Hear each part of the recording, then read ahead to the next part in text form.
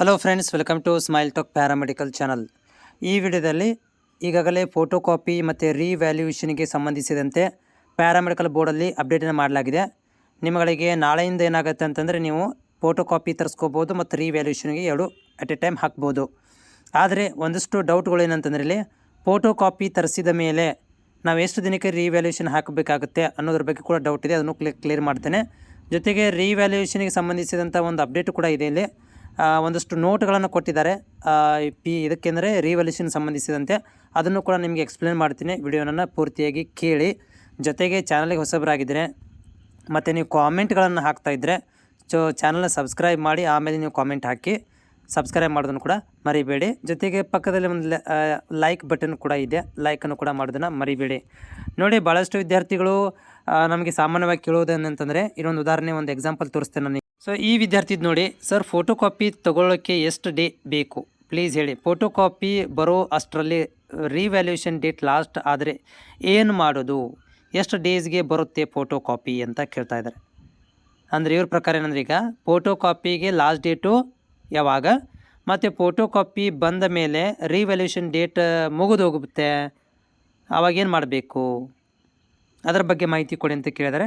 So ಸರಿಯಾಗಿ ಕೇಳಿಸ್ಕೊಳ್ರಿ. ಏನಂತಂದರೆ, ನೀವು ಫೋಟೋ ಕಾಪಿ ಮತ್ತು ರೀವ್ಯಾಲ್ಯೂಯೇಷನ್ ಎರಡೂ ಕೂಡ ಅಟ್ ಎ ಟೈಮ್ ಹಾಕಬೇಕಾಗತ್ತೆ.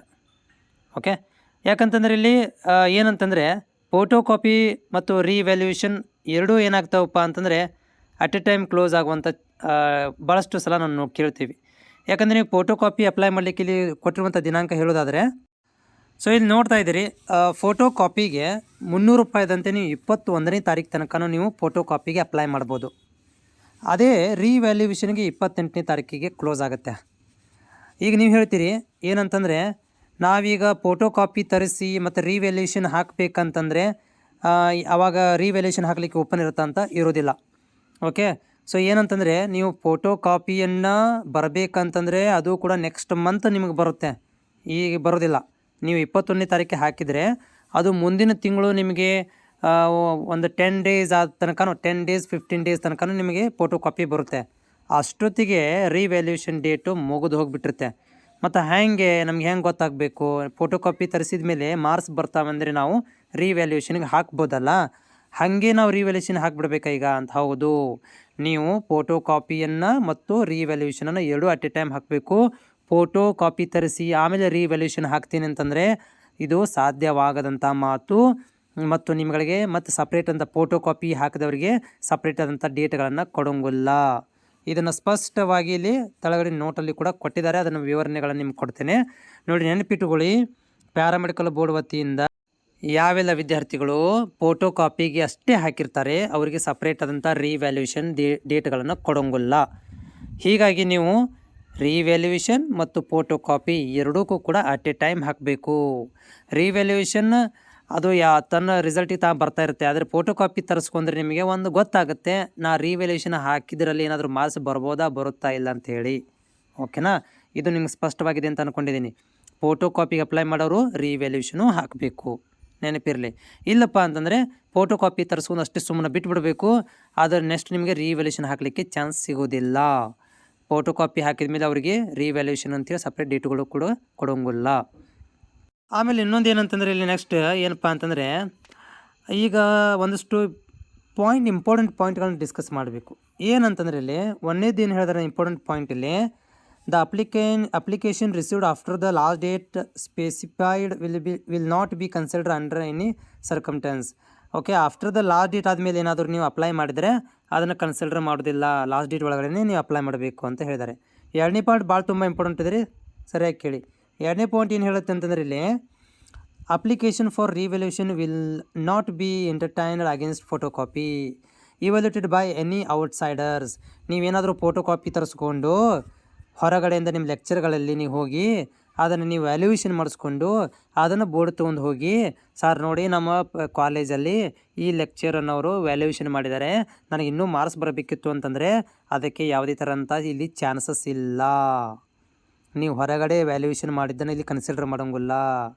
And no separate date will be given apply for the revaluation to those who applied xerox copy of the answer script.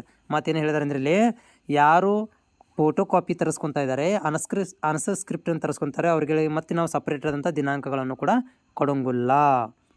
ಆಮೇಲೆ ನೀವೇನಾದರೂ ಹೊರಗಡೆ ವ್ಯಾಲ್ಯೂಯೇಷನ್ ಮಾಡಿಸ್ಕೊಂಡು ನಮಗಿಷ್ಟು ಬರಬೇಕಿತ್ತು ಅಷ್ಟು ಬರಬೇಕಿತ್ತು ಮಾರ್ಕ್ಸು ಅಂತಂದರೆ ಅದನ್ನು ನಾವಿಲ್ಲಿ ಎಂಟರ್ಟೈನ್ಮೆಂಟ್ ಮಾಡೋದಿಲ್ಲ, ಎಂಟರ್ಟೈನ್ ಇಲ್ಲ ಅಂದರೆ ಕನ್ಸಿಡರ್ ಮಾಡೋಂಗಿಲ್ಲ. ಆಮೇಲೆ ಅದ್ರ ಬಗ್ಗೆ ನಾವು ನಿಮಗೆ ಎಂಟರ್ಟೈನ್ ಮಾಡೋಕ್ಕೆ ಹೋಗೋದಿಲ್ಲ ಅಂತ ಹೇಳ್ತಾ ಇದ್ದಾರೆ. ಇದು ತುಂಬ ಇಂಪಾರ್ಟೆಂಟ್ ಪಾಯಿಂಟು.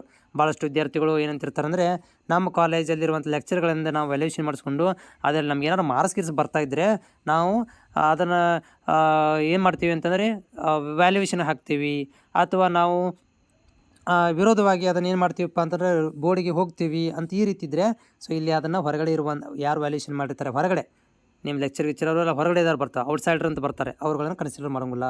ಆಮೇಲೆ 3ನೇ point, application for photo copy of answer script revaluation must be applied through the online. ನೀವು ಆನ್ಲೈನ್ ಮುಖಾಂತರನೇ ಮಾಡಬೇಕು, ಡಿ ತುಂಬೋ ಹಾಗಿಲ್ಲ, ಹೊರಗಡೆ ಮತ್ತೆ ಎಲ್ಲಿ ತುಂಬೋ ಹಾಗಿಲ್ಲ, ನೀವು ಆನ್ಲೈನ್ ಮುಖಾಂತರನೇ ಎರಡೂ ಕೂಡ ಅಪ್ಲೈ ಮಾಡಬೇಕು ಅಂತ ಹೇಳ್ತಾ ಇದ್ದಾರೆ. ಆಮೇಲೆ 4ನೇ point, the photo copy application and fees paid receipt copy need to send through the email PMB examination. ಯಾರು ಫೋಟೋ ಕಾಪಿ ತರಿಸ್ಬೇಕಂತಿದ್ದೀರಾ ಅವರು ಇಮೇಲ್ಗೆ ಅಂದರೆ PMBexamination@gmail.comಗೆ ನೀವು ಫೀಸ್ ರೆಸಿಪ್ಟನ್ನು ಮತ್ತು ಫೋಟೋ ಕಾಪಿ ಅಪ್ಲಿಕೇಶನ್ಗಳನ್ನು ಸೆಂಡ್ ಮಾಡಬೇಕು.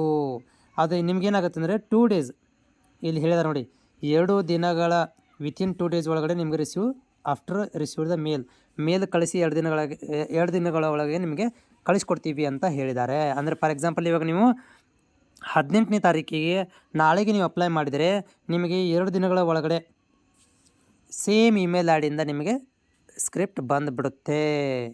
ಓಕೆ ಅಂತ ಕೂಡ ಹೇಳ್ತಾ ಇದ್ದಾರೆ. ಸೊ ಇದು ಕೂಡ ಒಂದು ನಿಮ್ಗೆ ಅಡ್ವಾಂಟೇಜಸ್ ರೀ.